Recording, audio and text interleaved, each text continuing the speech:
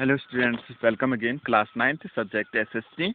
So students, हमने SST में history का फर्स्ट चैप्टर फ्रांसीसी क्रांति शुरू कर दिया था। ठीक है, फ्रांसीसी क्रांति के बारे में मैंने आपको बताया कि कैसे फ्रांसीसी क्रांति की शुरुआत हुई। सो स्टूडेंट, आज आपको इसके क्वेश्चन आंसर करने हैं। पहले आपने वेरी शॉर्ट आंसर आपने कुछ क्वेश्चन करे हैं, तो आज आपने सिर्फ लिखना है आंसर द फॉलोइंग क्वेश्चन। देखिए, ठीक है, अपनी कॉपी में आपने class work, date and chapter name लिखना है। उसके बाद लिखना है निम्नलिखित प्रश्नों के उत्तर दीजिए। ठीक है, या प्रश्न उत्तर। उसके बाद फर्स्ट क्वेश्चन। ठीक है, आपका फर्स्ट क्वेश्चन। ठीक है, फ्रांस में क्रांतिकारी विरोध की शुरुआत किन परिस्थितियों में हुई? फ्रांस में क्रांतिकारी विरोध की शुरुआत किन परिस्थितियों में हुई? आंसर, निम्नलिखित परिस्थितियों के कारण फ्रांस में क्रांतिकारी विरोध की शुरुआत हुई। ठीक है, नंबर 1। अब ये मैंने सब बता रखा है, आपको पढ़ा रखा है, ध्यान से देखिए। नंबर 1 हेडिंग डालेंगे सामाजिक परिस्थितियां। क्या डालेंगे? सामाजिक परिस्थितियां। वहां पर सामंतवाद की प्रथा थी जो 3 वर्गों में विभक्त थी। कितने वर्गों में विभक्त थी? 3 वर्गों में। ठीक है, फर्स्ट था प्रथम वर्ग, प्रथम स्टेट, फर्स्ट स्टेट करके मैंने बताया था, second state and third state. ठीक है, प्रथम स्टेट में पादरी आते थे, ये भी आपको बता रखा है। दूसरे स्टेट में कुलीन आते थे, एवं तृतीय स्टेट में कौन आते थे? व्यवसायी आते थे, व्यापारी आते थे, अदालती कर्मचारी आते थे, वकील आते थे, किसान आते थे, कारीगर आते थे, भूमिहीन मजदूर एवं नौकर आते थे। ठीक है, यह आपको पता है। ठीक है, अब यह केवल तृतीय स्टेट ही थी जो सभी कर देने को बाध्य थी, लेकिन इन तीनों स्टेट में जो थर्ड स्टेट थी वो ही क्या करती थी? टैक्स पेड करती थी। बाकी फर्स्ट और सेकंड नहीं करते थे, क्योंकि उन्हें जन्मजाति अधिकार प्राप्त था कि वो टैक्स पेड नहीं करेंगे। पादरी एवं कुलीन वर्ग के लोगों को सरकार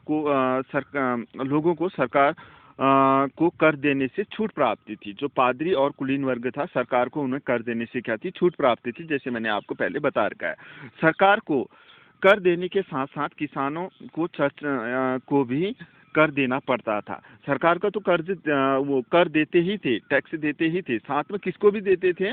आपको पता है, चर्च को भी देते थे उन्होंने, जो धार्मिक कर देना होता था अपना। यह एक अन्यायपूर्ण स्थिति थी जिसने तृतीय स्टेट के सदस्यों में असंतोष की भावना को बढ़ावा दिया था। इसी कारण थर्ड स्टेट के लोगों में क्या हुआ था कि असंतोष की भावना क्या हुई थी? पैदा हुई थी, जो क्रांतिकारी विरोध की शुरुआत क्रांतिकारी विरोध के लिए क्या थी? जिससे क्रांतिकारी विरोध की शुरुआत हुई थी, जिससे क्रांतिकारी विरोध की क्या हुई थी? शुरुआत हुई थी। कहाँ? फ्रांस में। आ गया समझ में? ठीक है, अब आते हैं नेक्स्ट पेज में, इसका नेक्स्ट हेडिंग में देखिए आर्थिक परिस्थितियां। अब आर्थिक परिस्थितियां क्या थी वहाँ की? सन 1774 में बुर्बू राजवंश का लुई 16वां फ्रांस के सिंहासन पर बैठा, ये आप सभी लोग जानते हैं। और उसने ऑस्ट्रेलिया की राजकुमारी एंटोइनेट से शादी की। सत्तारूढ़ होने पर उसे शाही खजाना खाली मिला। जब उसे शाही खजाना क्या मिला था? खाली मिला था, ये मैंने बताया था आपको। सेना का रखरखाव, दरबार का खर्च, सरकारी कार्यालयों या विश्वविद्यालयों को चलाने जैसे अपने नियमित खर्च निपटाने के लिए सरकार कर बढ़ाने पर क्या हो गई थी? बाध्य हो गई थी। वो क्या करती थी? इन सब चीज़ों को चलाने के लिए उसने क्या करना था? करों में क्या कर दी थी? वृद्धि कर दी थी, कर बढ़ाने में बाध्य हो गई थी। कर बढ़ाने के प्रस्ताव को पारित करने के लिए फ्रांस के सम्राट लुई 16वें ने 5 मई 1789 को स्टेट जनरल की क्या बुलाई थी? सभा बुलाई थी। मैंने आप लोगों को बताया था ये भी। ठीक है, प्रत्येक स्टेट की सभा में एक वोट डालने की अनुमति दी गई। प्रत्येक स्टेट को सभा में एक वोट डालने की अनुमति दी गई। तृतीय स्टेट ने इस अन्यायपूर्ण प्रस्ताव का विरोध किया। उन्होंने सुझाव रखा कि प्रत्येक सदस्य का एक वोट होना चाहिए। ठीक है, अब देखिए यहाँ पे देखिए, ठीक है, प्रत्येक स्टेट को सभा में एक वोट डालने की अनुमति दी गई थी। अब देखो, 3 स्टेट होते थे, first second and third state होते थे, तीनों को सिर्फ एक एक वोट डालने की अनुमति थी। लेकिन क्या था? जो थर्ड स्टेट था उसने क्या कहा था? प्रत्येक व्यक्ति का क्या होना चाहिए? एक वोट होना चाहिए। लेकिन वहाँ जैसे फर्स्ट स्टेट के अगर जितने लोग भी जा रहे हैं वो उसमें से सिर्फ एक ही जाएगा, और सेकंड का भी एक ही जाएगा, और थर्ड में सबसे ज़्यादा होते थे, करीबन मैंने आप लोगों को बताया था सबसे ज़्यादा होते थे। लेकिन उसमें क्या होता था कि उन्हें भी एक ही वोट देने का अधिकार था। लेकिन इन्होंने क्या कहा था कि पूरे स्टेट से वर्ग से एक वोट ना डाल के हर किसी को अलग अलग वोट देने का क्या होना चाहिए, अधिकार होना चाहिए। एक एक सदस्य का एक वोट होना चाहिए। सम्राट ने इस अपील को ठुकरा दिया। तृतीय स्टेट के प्रतिनिधि सदस्य विरोध स्वरूप सभा से वॉकआउट कर गए थे। ये भी मैंने आप लोगों को बताया था। लेकिन क्या था, जो सम्राट था, तो उसने क्या कहा, नहीं ऐसा नहीं होगा। तो उन्होंने क्या करा, थर्ड स्टेट के लोगों ने क्या करा, वहां से वॉकआउट कर दिया, वो वहां से चले गए। ये भी क्या था, फ्रांसीसी क्रांति का एक मुख्य कारण रहा। क्या, आर्थिक परिस्थिति। ठीक है, आगे समझ में।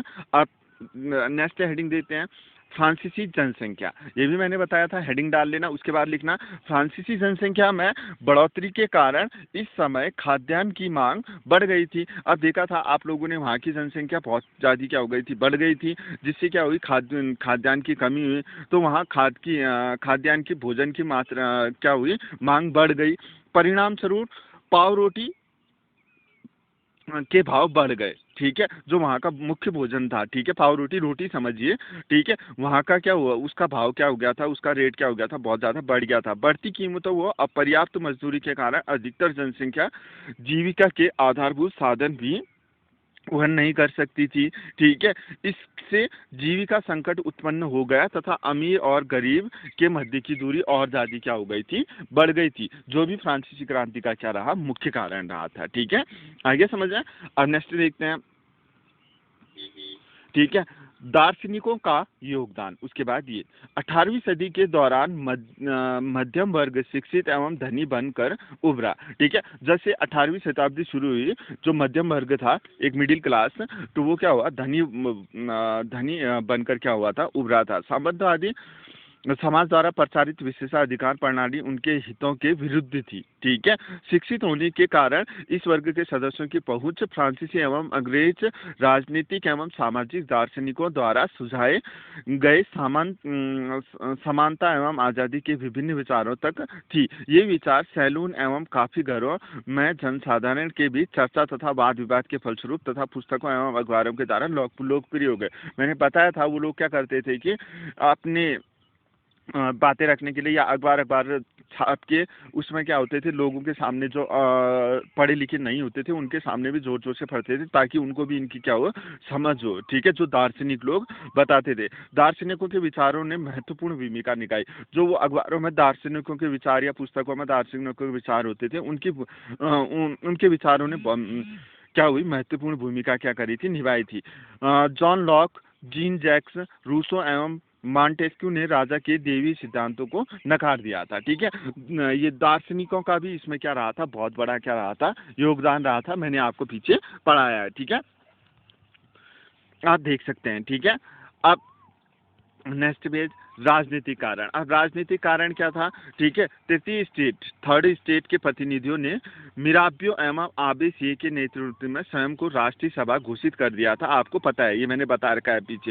एवं शपथ ली कि जब तक वे सम्राट की शक्तियों को सीमित करने व अन्यायपूर्ण विशेषाधिकार वाले सामंतवादी प्रथा को समाप्त करने वाला संविधान नहीं बनाएंगे, तब तक सभा को भंग नहीं करेंगे। जिस समय राष्ट्रीय सभा संविधान का मसौदा बनाने में व्यस्त थी, उस दौरान सामंतों को विस्थापित करने के लिए बहुत से स्थानीय विद्रोह हुए। इसी बीच खाद्य संकट गहरा गया तथा जनसाधारण का गुस्सा गलियों में फूट पड़ा। 14 जुलाई को सम्राट सैन्य टुकड़ियों को पेरिस में प्रवेश करने का आदेश दिए। इसके प्रत्युत्तर में सैकड़ों क्रुद्ध पुरुषों एवं महिलाओं ने स्वयं को सशस्त्र टुकड़ियां बना ली। कैसे बना ली थी सशस्त्र टुकड़ियां? उन्होंने देखा था सारे सरकारी जो भवन थे, उनको लूट डाला था उन्होंने हथियार के चक्कर में। ठीक है, ऐसे ही लोगों को एक सेना बास्तिल किले की जेल सम्राट की निरंकुश शक्तियों का प्रतीक में जा घुसी और उसको नष्ट कर दिया। इस प्रकार फ्रांसीसी क्रांति का क्या हुआ था, प्रारंभ हुआ था। तो ये राजनीतिक कारण भी उसमें मुख्य रहा। ठीक है, अब देखिए नेक्स्ट। ठीक है, सम्राट लुई 16वें एवं उसकी रानी, ठीक है, मेरी एंटोनेट ने अपनी विलासितापूर्ण जीवन एवं खर्चीले तौर तरीकों पर काफी धन बर्बाद किया। उच्च पद आमतौर पर बेचे जाते थे। पूरा प्रशासन भ्रष्ट था और प्रत्येक विभाग के अपने ही कानून थे। किसी एक समान प्रणाली के अभाव में चारों ओर भ्रम का वातावरण था। लोग प्रशासन की इस दूषित प्रणाली से तंग आ चुके थे तथा इसे बदलना चाहते थे। सम्राट लुई जानते हो, वो अपने अच्छा जीवन यापन करने के लिए, ऐशो आराम से रहने के लिए बहुत सारा धन क्या करता था, विलासपूर्ण में क्या कर देता था, खर्च कर देता था। अपनी विलासिता में क्या कर देता था, खर्च कर देता था। जो भी क्या हुआ, ये सम्राट लुई 16वें भी क्या बना, फ्रांसीसी क्रांति का मुख्य कारण बना। आगे समझ में? तो ये आपका देखिए, यहाँ से शुरुआत है, यहाँ से ये क्वेश्चन, ठीक है, ये पहला पेज, ठीक है, फिर उसके बाद ये दूसरी हेडिंग, ठीक है, फिर ये तीसरा, ठीक है, मैंने सीरियल वाइज ही बता रखा है, ये चौथा, ठीक है, ये फिफ्थ, ठीक है, ये सिक्स्थ, ठीक है। तो ये क्वेश्चन आप कर लेंगे, ये एक ही क्वेश्चन है, ये आज के लिए एक ही क्वेश्चन है, ठीक है, ये आप कर लेंगे। तो अब हम नेक्स्ट वीडियो में आपको फ्रांसीसी क्रांति का सेकंड क्वेश्चन बता देंगे, ठीक है। तब तक आप ये अपना काम कर लीजिए। Thank you.